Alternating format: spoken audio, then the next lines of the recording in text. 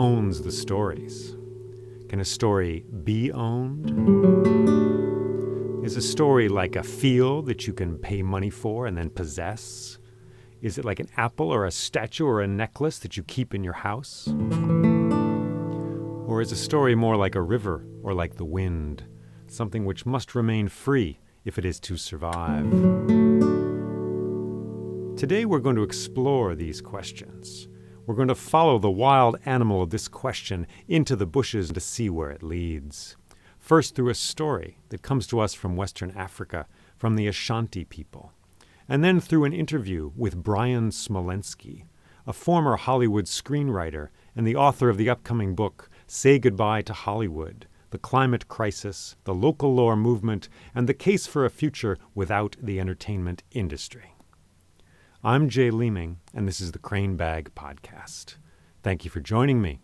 Let us begin.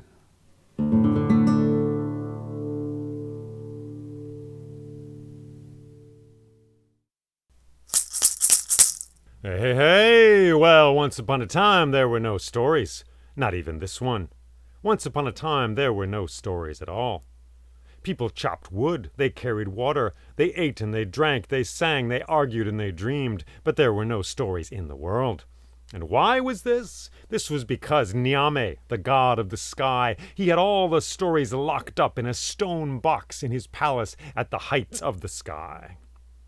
Now in the world at this time, and right now, of course, right here in these words, between the cracks of our thoughts, there remains, there is, there shall be a being known as Anansi.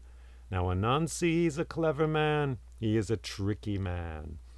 And he knows many things, and what he does not know is one of the most important things that he knows. And he knew that the stories were all there in the stone box at the top of the sky. So one day, he began to climb.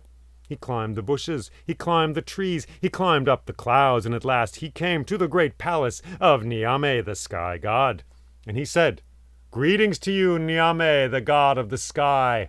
I am here because I desire the stories in that great box of yours. I wish to have the stories." And Nyame looked down at him and said, "Oh, little man, little dust man, little grimy, little scraggly man that you are, you have nothing. Kings and queens have come to me. Rich men have come to me, rich women. They have offered me mountains filled with gold, axes made of silver and turquoise. They have offered me lands and continents, all kinds of fantastic things, magic spells, beautiful swords. They have offered me all these things, and still I have not given them the stories. So why should I give the stories to you?" "Because," said Anansi, "I will pay the price." "No, you will pay the price, will you? Well, a story, the price is very high indeed, for a story is a valuable thing. A story is like a seed. It is a map. It is medicine. A story can adjust the fibula of an old man so that he no longer feels pain. A story can make a tree grow where no tree can grow. It can answer questions. It can start other questions like little fires inside the dark hive of the forest being's head. It can make all kinds of things happen. It can make boats sail through the air. It can make children happy. It can make people fall in love. A story is a powerful thing, sir, and the price is very high." "I will pay that price," said Anansi. "Well then," said Nyame, "all right. Well, you can have this box of stories. Yeah, you can have this box of stories, as long as you bring me these things. Bring me the python, the biggest python in the jungle. Bring me the leopard, yes, the biggest, fiercest leopard in that jungle. Bring me a swarm of hornets, and bring me, at last, the spirit of the forest. Bring me these 4 things, and then I'll give you the box of stories, little man." "Very well," said Anansi, and he turned and he walked down. He climbed down the clouds, he climbed down the trees, he climbed down the bushes, and then he put his feet down on the beautiful dark earth, and he walked through the forest back to his hut. And his wife Asso was there. It was mid-morning, and she looked at him and she said, "Oh, Anansi, how are you? You look a little sorrowful today." And Anansi said, "Yes, it's true, my wife. I have been to see the sky god. He has all the stories in a stone box there at the heights of the sky. And he said he would give them to me, but his price is very high. He demanded 4 things of me, and the first of these things is the mighty python. How am I to catch the python? He is a slithery, tricky, fierce beast. How am I to catch him? Well, that is a difficult task, his wife Aso said. A difficult task. Perhaps you should take a walk and think about it, and take your walking stick with you. Said Anansi. It's a good idea. So he went and got his walking stick, and he began to walk through the forest. And as he walked, he heard the singing of the birds, and he heard the hum of the insects, and the clicking and the twittering of other insects, and he heard the screechings of the monkeys far off. And as he walked, Anansi made a sound of his own. And the sound he made was this. He can't be longer. He must be shorter. He can't be shorter. He must be longer. He can't be longer. He must be shorter. He can't be shorter. He must be longer. And then suddenly a voice came down from the trees, slithering down, and the voice said, Anansi, what are you muttering about? He can't be longer. He must be shorter. He can't be shorter. He can't be... Oh, hey, look up. And he looked up, and there was the great python himself, the slithery king of that jungle. And the python said, Anansi, what nonsense are you spouting from your mouth now? Well, my wife and I were having a little argument, said Anansi. Yes, a little argument. About you, in fact, sir. I've got this stick here, and she says you are longer than this stick. And I say, no, that cannot be. He's not longer than that stick. What do you think? And the python said, Oh, Anansi, learn some lessons, will you? I am huge, I am gigantic, I am powerful. I am most definitely longer than this stick. Well, said Anansi, let's try this. I'll put the stick down on the ground, and you can come down and stretch yourself out beside this stick, and we will see. Very well, said the python. I am happy to do that, for I am large, I am powerful, I am great, I am a great being. And he slithered down from that tree this way and that. He was very large, very large. Anansi got a little nervous, but he came down to the ground there. He poured himself like oil across the ground there, and he stretched himself out next to that stick, and he said, Anansi, am I not great and powerful? Am I not longer than this stick? And Anansi said, well, you're long. You're definitely long, but it's a little hard to tell because you're kind of wriggly also. And I think what really needs to happen is I need to tie your tail to one end of the stick with these reeds and your head to the other end of this stick with the other reeds. Is that okay with you? Do it. Yes, do it if you must. Anything for science. Yes, do it. Make an accurate measurement. So Anansi did that. He tied the tail of the python to one end of the stick and the head to the other. And then the python said, There! Are your measurements complete? Am I not large and gigantic? Well, you're big, but you're still awful wriggly in the middle there. I think I need to tie you in a few other places with some other reeds, if that's okay for you, sir. Do what you need to do. Anything for accuracy in science. You will see. The facts will show that your wife is correct and you are wrong, and I am indeed a large and powerful being. All right, said Anansi, and he took some reeds, and he tied that python to that stick very tightly. And the python said, Am I not huge? Am I not long and gigantic? Yes, said Anansi, you are huge, you are big, you are longer than this stick. Wonderful, said the python, wonderful, and now untie me. Sorry, said Anansi, I'm taking you up to the sky god. What? Yes, I am sorry. And he took hold of that stick and he lashed it to his back with the python attached. And he walked through the forest until he got to the bushes. And then he climbed up the bushes into the trees, and he climbed up the trees into the clouds, and he climbed up those clouds until he came to the great palace of Nyame, the sky god. And he said, Nyame, king of this world, I have brought you the python. And Nyame looked down. Oh, so you have, Anansi, so you have. You have done well, but what remains, remains. Very well, said Anansi. And he turned, and he climbed down the clouds, down the trees, down the bushes, and he put his feet down on the beautiful, rich, dark earth once again. And he walked back to his hut, and it was mid-afternoon, and there was his wife Aso there. And she looked at him and said, Anansi, you have a sorrowful expression yet again. What is troubling you? Well, he said, the sky god Nyame, he wants many things. I gave him the python, but now he requires a leopard. That's a fierce beast. How am I to catch a leopard? That is tricky, she said. That is very tricky. Perhaps you should dig a hole. What? He said. Yeah, perhaps you should dig a hole. Maybe that's a good idea. So Anansi walked away from their hut and into the forest. He walked some distance. He came to a little grassy clearing there in the forest, and he had a shovel with him, and he began to dig. Shunk, whoo, shunk, whoo, and he threw the dirt over his shoulders as he dug. Shunk, whoo, shunk, whoo, and he began to make an empty space, to build an empty space in the ground. Shunk, whoo, shunk, whoo. Our story makes us do many things. It can make us build cathedrals and go off to war. Shunk, whoo, shunk. It can make us vote for particular kings and queens. Shunk, shunk. A story is magic. It is medicine. It can make us build statues and answer great questions. It can make us fall in love. Shunk, shunk. And perhaps each of us is, in fact, a story. Shunk, shunk. And then Anansi looked down, and there was a great emptiness there, a great thing like a question awaiting its answer. And he said to himself, aha! And then he took some sticks, and he placed them over the top of that hole, and he put some leaves on top, and he walked back whistling to his hut. Went back to the hut there, and he and his wife were there. They had dinner. Darkness came out and covered the world. The stars shone down, and they slept.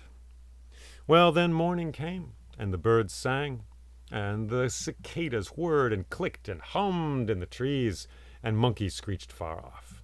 And Anansi got up, and he walked through the forest to that hole. And when he got there, the leaves and the sticks had all fallen away, and in the bottom of that hole there was a leopard pacing around this way and that. Anansi looked down. He said, "Oh ho, Mr. Leopard, how are you down there?" "I am not well, Anansi. I am stuck down here. This is a problem, a conundrum." "It is a problem. It is a conundrum," said Anansi. "It is also a lesson. Clearly you drank too much last night. Clearly you were walking in your sleep. Something happened. You have been foolish in some way, and that has brought you to this hole. This is a lesson for you, sir." "I am not interested in lessons. Just get me out of this hole," said the leopard. "Well, I'll get you out. That's a tricky thing. Get me out of this hole, please," said the leopard. "All right, I'll see what I can do." Anansi went off into the forest. He got 2 long sticks. Very crookedy sticks, it must be said, and he came back to that hole, and he lowered these down into the hole with the tops of the sticks at the edge of the hole. And he said, "Okay, leopard, why don't you climb up these sticks?" "Can't you get some straighter sticks?" said the leopard. "I'm sorry," said Anansi. This is what was here. These are crookedy sticks. I'm sorry. It's the best I can do right now." "All right," said the leopard, and he began to climb up those sticks. He put one paw on one of them, another paw on the other, but it was hard to keep his balance. They were far apart. "Can't you get these closer together?" he said. "I'm sorry," said Anansi. "It's the best I can do." "All right." Leopard went here, leopard there. As he climbed up, Anansi readied behind his back his machete. And higher the leopard went, higher this way, that way, this way, almost falling, higher, a little shaky, concentrating on the sticks and his paws. Higher he went, and then, when he got near the top, still focused on those sticks, Anansi took the machete, and with the flat of that blade, he bopped that leopard on the head. Boonk! And the leopard fell down to the bottom of the hole, and was unconscious, asleep. He was out cold. "Uh-huh," said Anansi. He went back to his hut. And he got a big sack, and he got a ladder. And he went back to that hole, and he put that ladder down into that hole. And he climbed down. He got that leopard, put the leopard into the sack, climbed up the ladder to the ground, climbed up the bushes to the trees, climbed up the trees to the clouds, climbed up to the palace of Nyame, the sky god himself. "Sky god, Nyame, I am here. I have the leopard."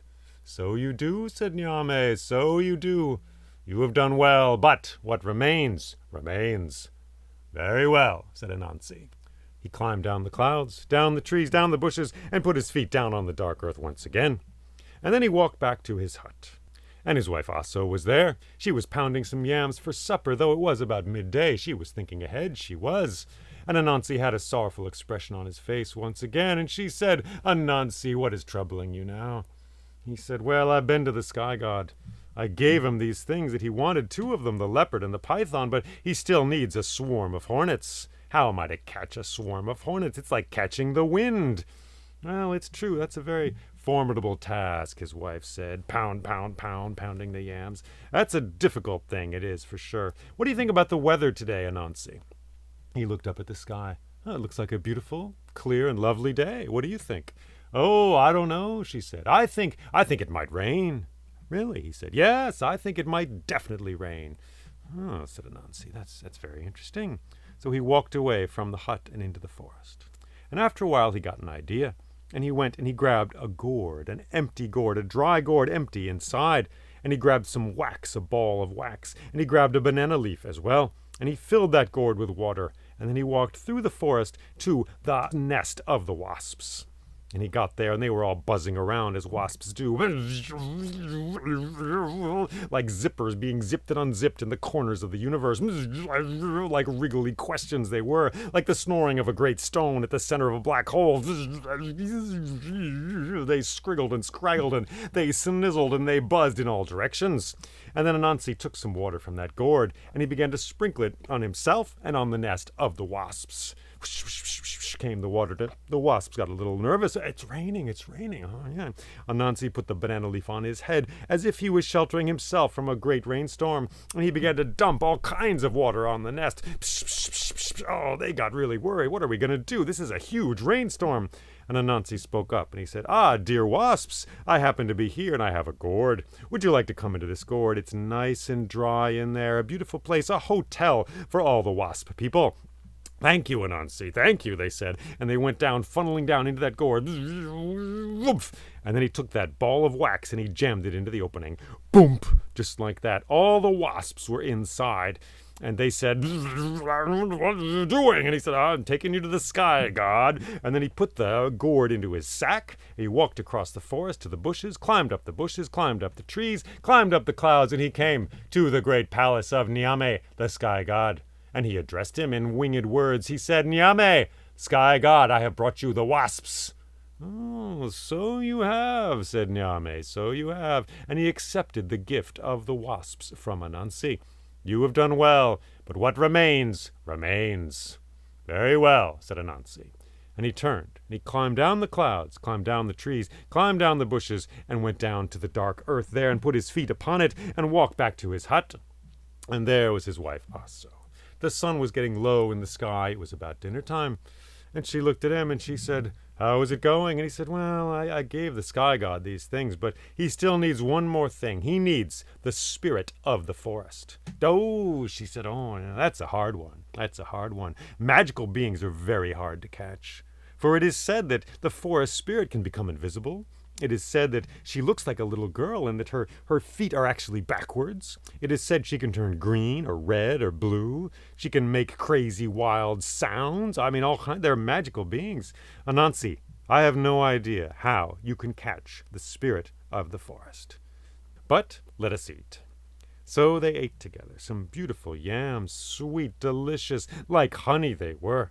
Beautiful orange like the colors of the sky at sundown, for it was just about sundown there. And they ate together. Man and woman, husband and wife, they ate together those yams, and they enjoyed those yams. But about halfway through their meal, Anansi had an idea. Aha, he said, aha! And he leapt up, and he went off into the forest with his machete. And he found a stump, and he began to hack away at that stump. Gung, gung, gung, gung, chop, chop, chop. He chopped, he sliced, he did all kinds of things. He carved beautifully this stump. Chop, chop, chop, chop. There was a vision in his head, and he made it real in the world. He made it actual. Out of that stump, he carved a statue of a small little girl, a girl sitting down with a bowl in her lap. And then, leaving the shards and the pieces of that stump there on the ground, he took the statue he'd made of the little girl. He went back to the hut, and he said, my dear wife, can I borrow some of these yams? Yes, you may. You don't need to borrow. These are our yams. These are ours. Take some yams, please. For whatever you need to do, take the yams. Wonderful, he said. And he went off deep into the forest. He walked far and far he went. As the sun was beginning to go down, he went out into the forest, and he put that statue, the wooden statue of the little girl, at the bottom of a tree. And into the bowl in her lap he placed the yams, the sweet, delicious yams. And then he took the sap from a very sticky tree, and he put it all over that statue, sticky like a very intense glue all over that statue. He took a string, and he put it around the neck of this statue, and then he hid behind a tree. And Anansi waited. Well, the sun was going down, the birds were singing their wild melodies in those trees. Far off, a few monkeys were screeching in the heights of the trees. The worms were beginning to dream their nightly dreams. And as the sunset, as the lavender light of the sunset filtered through the trees, he heard footsteps. Anansi looked, he peered around the tree. He saw footsteps in the ground, but he heard them and he saw the footsteps there, but there was no one making those footsteps. They just came this way. The prince came closer and closer to the tree. Ah, the forest spirit, he said to himself. Closer and closer she came. And then suddenly she appeared, a little girl. She looked like a little girl, but her feet were on backwards, and she had wild, straggly hair that went in all directions like it had just been hit by lightning a moment before. And she looked at the little statue, and this little forest spirit said, "Ah, greetings, little girl. Those are lovely yams." The statue said nothing. "Those are lovely yams. May I eat some of those yams, please?" And Anansi pulled on the string and made the head of the statue go up and down, nodding as though to say, "Yes." And the forest spirit said, "Lovely, thank you," and reached down and devoured all those sweet, warm, beautiful, honey-like yams, devoured them all. They tasted so succulently wonderful, fantastic, and she was very satisfied. And when she was done eating, she looked at the statue of the little girl and said, "Thank you, little girl, for your yams." And the statue said nothing. I said, "Thank you, little girl, for your yams." But the statue said nothing. This is very strange," he said. "I said thank you for these yams. We've just shared a meal together here in a way. This is a kind of communion between two beings. I am thanking you, and you do not say a word." The statue said nothing. "You do not speak to me. You do not deign to speak with me. Have some respect. I am a forest spirit. We must speak. We must converse. Share some good times. I am thanking you for these yams." "Nothing, nothing, nothing." "Well, that makes me angry," said the spirit. "You just give me your yams and you do not speak. You don't think I'm worth speaking to? I'm sick of you." And the forest spirit took her hand and slapped the statue on the left side. Bap! But her hand stuck to that statue. And then with her other hand, she bapped the statue on the other side. Bap! But her hand stuck as well. And she kicked the statue this way, kicked it that way, and pretty soon she went, "Ugh!" And she tried to wrestle with that statue, but she was stuck. Just like a fly in honey, like a fly in amber. She was stuck the way a word is stuck in the voice. She was clamped onto that statue. And then Anansi came out from behind the tree. "Aha," he said, "hello, forest spirit." And the forest spirit said, "Arr!" And the forest spirit turned invisible. She turned blue, she turned green, she turned red. She emitted an amazing sound, which filled the trees and then faded away. But nothing she did could get her unstuck from that little statue covered in the stickiness of that sap of that tree. And Anansi took some flour, he put it on his hands, and he took hold of that sticky statue, and he heaved the whole thing into a great sack with the forest spirit attached. And then he began to walk through the forest to the bushes, and he climbed up the bushes into the trees, and he climbed up the trees into the clouds. High up there at the heights of the sky, he came to the great palace of the sky god Nyame. And the sun was just going down as he arrived, lighting up the world in a cloudburst of all the colors of the rainbow. Lavender, red, purple, green, yellow, red, orange light spread over all the world, lighting up the great palace of the sky god.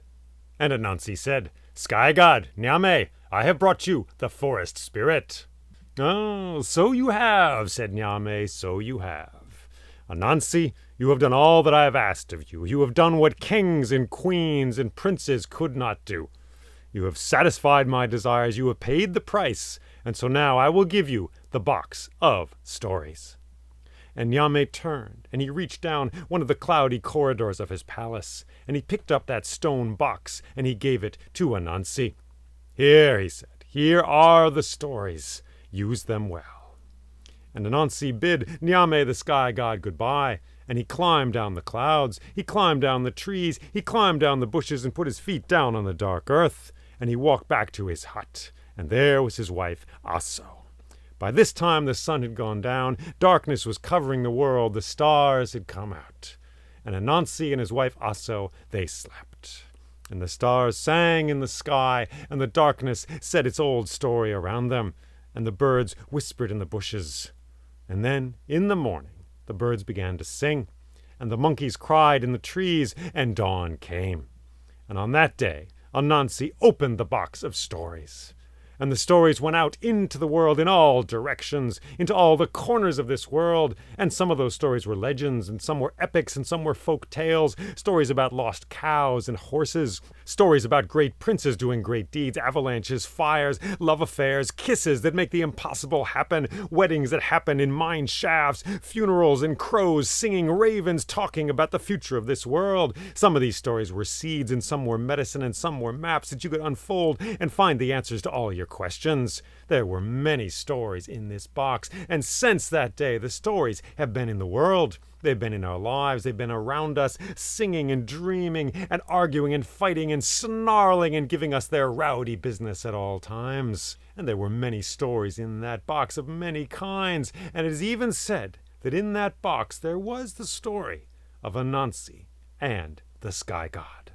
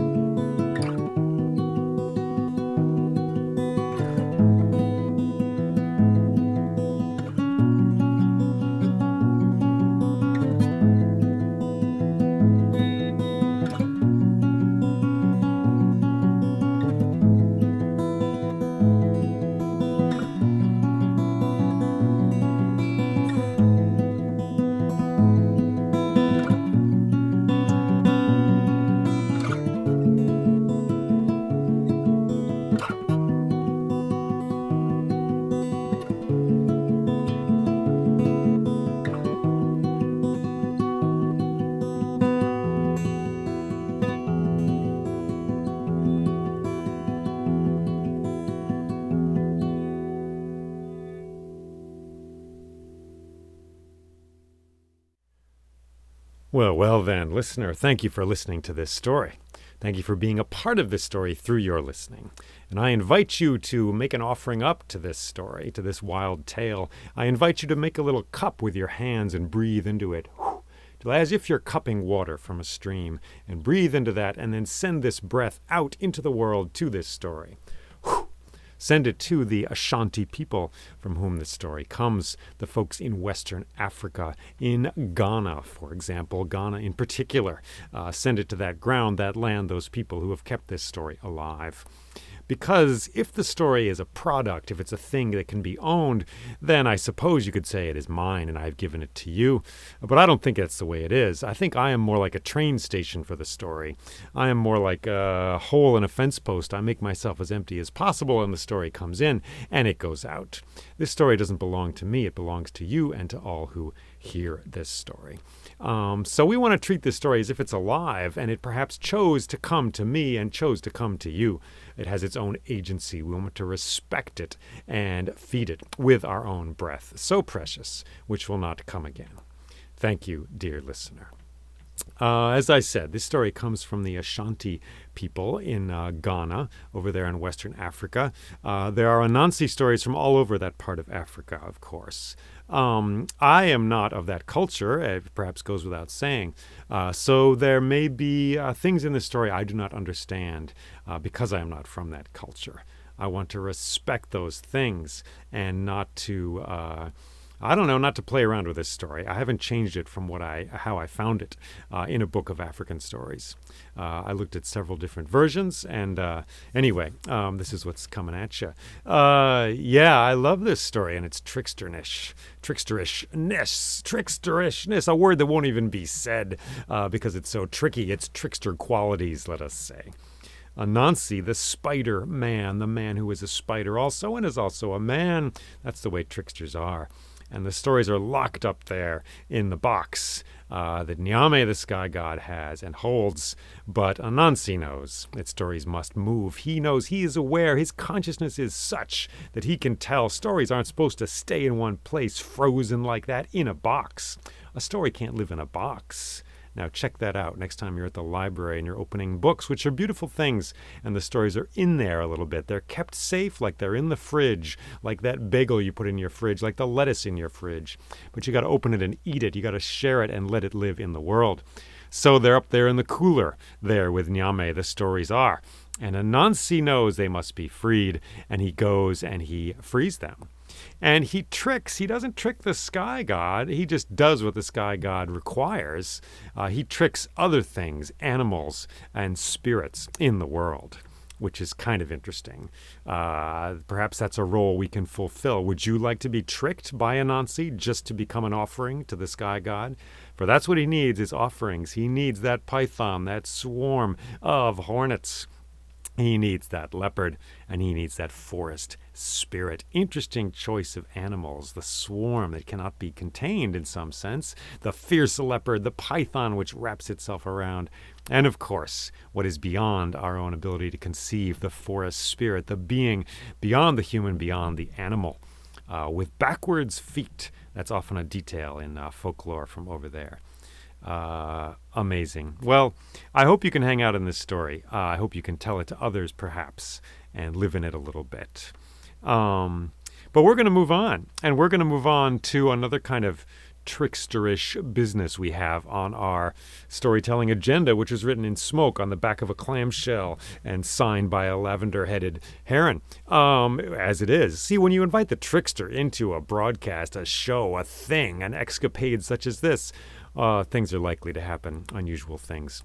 And so perhaps Mr. Brain Smolensky is the guy for us right now, a fellow who, as I said, has spent 15 years working in Hollywood as a screenwriter and is the author of an upcoming book entitled Say Goodbye to Hollywood: The Climate Crisis, the Local Lore Movement, and the Case for a Future Without the Entertainment Industry. His book is a wide-ranging exploration of the effects that the entertainment industry has upon us, upon our culture, upon story itself, and upon the earth.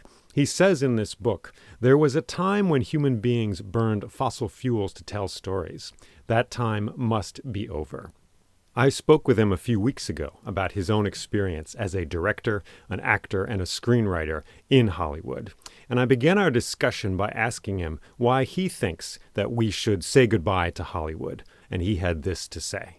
To tell a story through film, the medium of film and television, you have to create a facsimile of the world. So, if I were to tell you a story and the story involved just something as simple as a guy sitting down at his desk with a lamp on, writing by lamplight.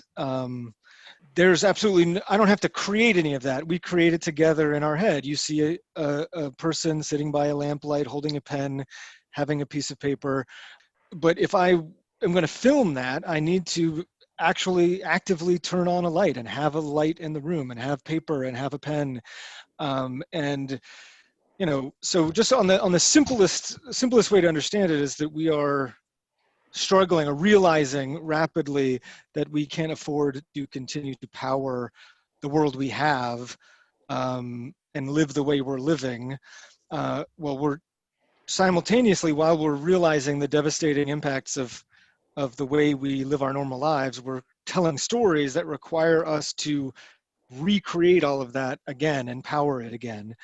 On the grander scale, the film and television industry requires actors and resources to be flown across the country for shooting, the building of sets that are then abandoned. But the promoting of films requires actors and directors to fly across the globe. And we understand air travel to be one of the most one of the worst contributors to climate change. And of course, they normally fly private. And so the carbon footprint of that individual person flying across the planet is much higher per person. But it also, a lot of the money from the film and television industry, the financing, comes from the very banks and fossil fuel companies, and in certain cases, human rights violating dictators in other countries finance a lot of these movies. The source of the financing comes directly, in some cases, from the very tankers and oil companies, and the examples you gave at the beginning. The link is direct in a lot of cases. So And then as we grow, so from the small perspective of just creating a physical representation, facsimile of the world in order to tell a story, you then also have the even larger ideas of it's not always just a guy. Most movies aren't a guy writing by a lamplight. Most movies involve, explosions and car chases and bullets and those also require the explosions and gas and the release of toxic chemicals into the atmosphere, and so it's a very resource heavy and environmentally destructive form of storytelling for sure. In my personal experience, I've been involved in the building of sets and the tearing down of sets on studio lots, and very rarely are they recycled. Most of the time, the resources used to build a very elaborate set are thrown away. Now, you've experienced a lot of the wastefulness of the film industry firsthand and a lot of its negative effects. Can you tell us something about your own experience and about what inspired you to write this book? Yes, certainly. The book started as kind of just a sort of background noise in my own head as I was working on a project in 2014. I was a script doctor, which just a quick digression into what a script doctor is. Film and television production you raise money off of an idea a lot of the times. Sometimes that idea is in the form of a screenplay.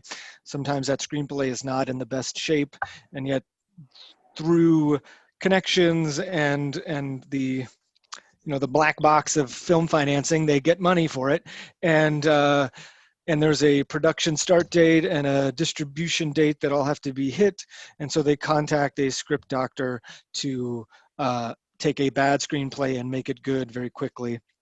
And I was just sort of amazed at how bad a lot of these screenplays were and how they got financing. So I kind of just started thinking about that and how the stories that we tell are sort of corporate stories. We're all competing as artists and storytellers who are interested in having our stories turned into film and television, competing to have corporations tell our stories, to buy them and make them into movies. And as soon as I started just looking at it differently, with a more skeptical eye, I started noticing all of the waste and cost associated with it. Even the movies that I helped produce or wrote or starred in or directed, was just amazed at the amount of waste and energy usage going towards telling a story. So it started about 5 or 6 years ago with just becoming skeptical of the very industry that I was involved in. And that skepticism actually ended up sort of being cast backwards through my career as well. And noticing all of the exploitated labor, the times that I was asked to work for free or work overtime, the times that I'd been almost killed through the negligence of production companies and not having insurance. And I had heat stroke in the desert when they ran out of water and ice on a shoot in the desert between Nevada and California. I've broken bones and all sorts of crazy things have happened on film sets. And but when you're trying to participate in Hollywood and you're not looking at it skeptically, you overlook all of these things. It's just, it's paying your dues, it's making it the hard way, and you're sort of asked to participate in a collective overlooking of all of the dangers and exploitations. In your book, you write, bread and narrative have some things in common. Both are man-made items which sustain us, and both have had their essential nutrients removed by the Industrial Revolution. Can you tell us a little bit more about how those nutrients of story are removed by the entertainment industrial complex? Certainly, yes. As has been documented by people who are much more well versed in agricultural history than I am. The Industrial Revolution brought about the invention of white bread, basically, and it robbed all of the nutrients from bread. And the same thing has happened in film and television. And for me, coming up with the essential nutrients was a hurdle that involved a lot of research and thinking. But the essential nutrients of narrative for me are a storyteller, terroir or a sense of place, human truth, cultural knowledge, or cultural knowledge and history, and an ending. And each and every one of those is removed by the process of making a film or a television show. That's an amazing list of losses. Can you tell us a little more about the loss of a sense of place in the entertainment industry and how that has come about? As the global economy has taken off in the last 30 years, more and more often stories don't have a sense of place or aren't grounded in a way in Hollywood like they used to be. And I don't mean to say that movies were not problematic before. This is not a golden age thinking, looking at the past of Hollywood and saying it was better then.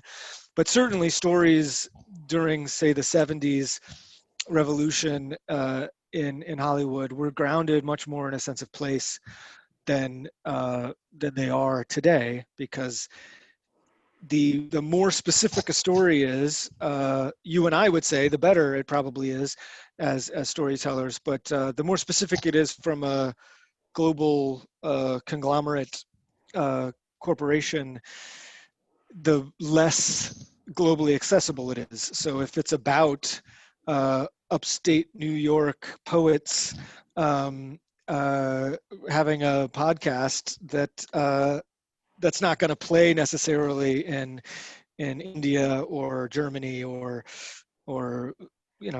Belize or something. So they need to find stories that are universal, and not in the that sounds like a great thing, a universal story, but most of the time stories that have legs, that speak to a lot of people, speak to them because we find the universal in the specific, and we're not shooting for universal. We're trying to be very specific, and that becomes translatable to other people.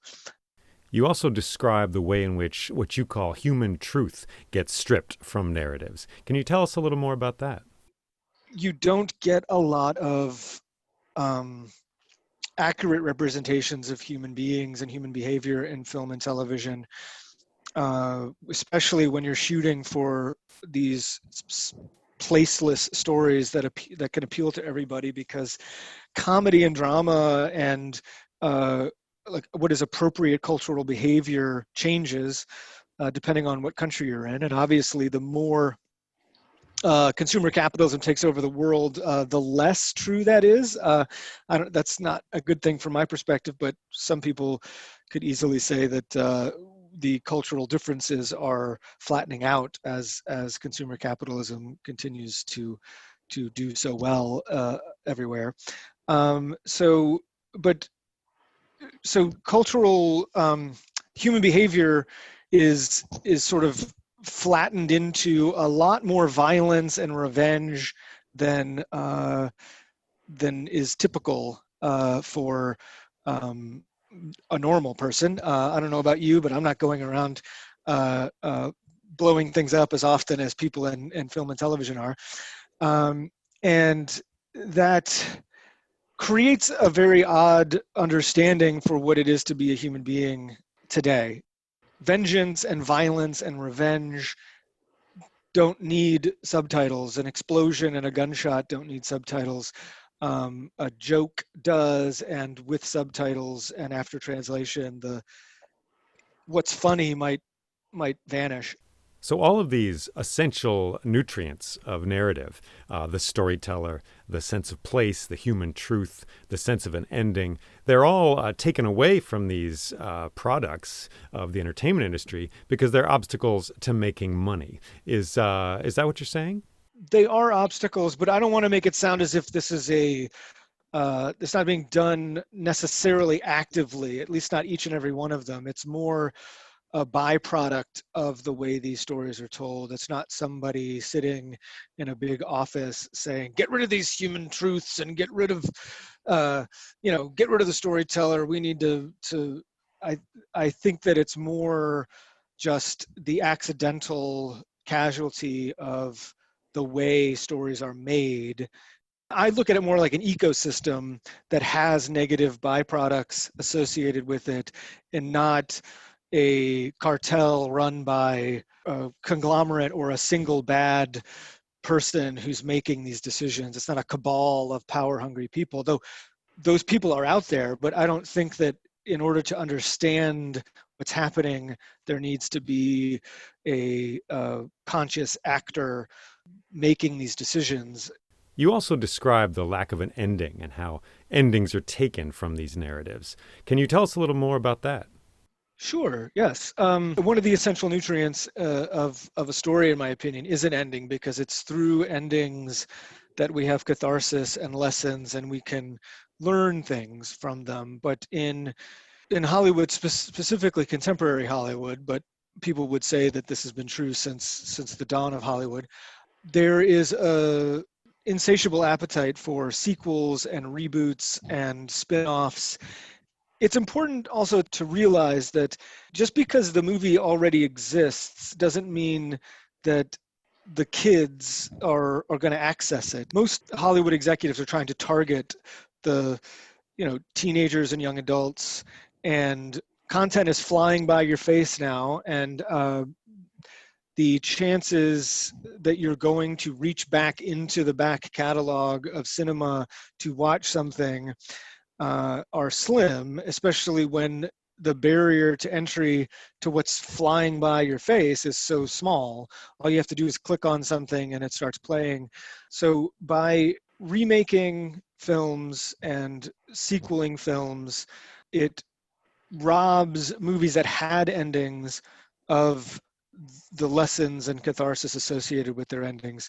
But more more detrimental, I think, is the the way in which films and television shows, but films more specifically, have been turned into advertisements in and of themselves. That their goal is not to actually even tell a story, and and by that I mean to have an ending, but to be as open-ended as possible in order to hook on as many spin-offs and as many sequels as possible. So they leave things very open-ended. They also, in a sense, just become an advertisement for the next film or the theme park ride that will eventually come about from the franchise. I was lucky enough to hear the Dalai Lama speak on one occasion, and one of the things he said was that every phenomena has a beginning, a middle, and an end. And then he laughed and he said, "You Westerners seem to have a problem with that last part." What do you think about that insight? I would agree with with the Dalai Lama on that, and I think that it's an unmooring of humanity that happens when these essential nutrients are taken away from our stories, and the endings and lessons are taken away from us. I think that Western society specifically, but I mean, as the fantasy industrial complex, or whatever we want to call it, grows wider and larger across the world, this is a problem that increasingly more and more cultures across the world have. And in a lot of sense, it stunts us in adolescence, and it keeps us from maturing into adulthood in a lot of subtle but important ways. So um, it's endings are a lot more important than I think we give them credit for. As a teenager, I can remember and you were adolescent even, I can remember wishing that there was more story to my favorite stories, wishing that there were more installments to my favorite movies or books. But as an adult, you come to realize that adding to a story doesn't necessarily enrich it. Making another installment doesn't enrich the story, and in many cases, it actually has deleterious effects on the original story. In your book, you talk about the movie Apocalypse Now by Francis Ford Coppola. And in particular, you talk about the scene in which soldiers attacking a village by helicopter play the Wagner music, Ride of the Valkyries, from loudspeakers as they're killing people and destroying the village. And you mention how, since that film came out, that music has in fact become the most played music by soldiers in combat to this day, despite the fact that the scene was intended to show the inhumanity of those soldiers. Can you tell us a little bit more about that? I'm glad that point in the book spoke to you, because it's as a somebody who spent years in the military, it was a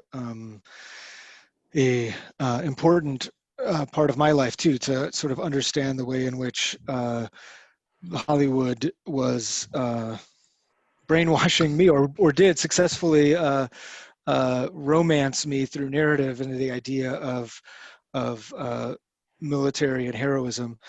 The thing we tend to think about with movies, as I mentioned earlier in the earlier segment, is that movies are like the pinnacle of storytelling, because they are this confluence of all these art forms. But we don't stop to think about how the image itself is actually very limiting, limiting in ways that are even out of the control of the author or authors of the story. An image is very definitive, and one of the things that there's Oscars So White a movement, and this much needed movement towards more diversity in Hollywood and film and television was getting at, is it ultimately what it's talking about is how the image defines what these characters look like. Studies have been done that show that when we read a story or hear a story, we often picture characters who look like us, if we picture anything at all. Some of us don't experience storytelling through visual pictures, mental pictures, but those of us who do create mental pictures often will picture things that are actually contrary to what the author or storyteller has described. And that goes so far as to allow readers to change the ethnicity and gender of the main characters to fit something more in keeping with their worldview. So you can see a character in a story look like yourself, even if the author doesn't describe the characters looking like yourself. This is robbed from you. Mendelssohn, in a great book recently, talked about how it's a form of robbery, stealing your mental image. When a book is adapted into a movie, you can't, the characters in the movie become definitive. This character who existed in my head in one way now looks like this actor and no one else. And so when we start to look at how the image becomes definitive and becomes a prison, a place where story gets caged, starts to create reality for us as viewers that other forms of storytelling don't create. And one of the things that an image does, in addition to defining the image, it also endorses what it's depicting. Some of this endorsement comes from the cultural rituals associated with seeing a movie. In many ways, they have very similar cultural rituals to church, right? You block out time and you go to a specific place and sit with an audience of people staring in one direction at a bright light being projected. It is not something that you enter into.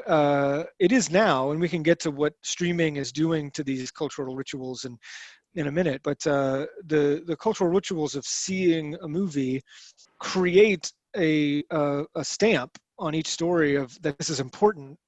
And we also know how culturally significant the images from movies are.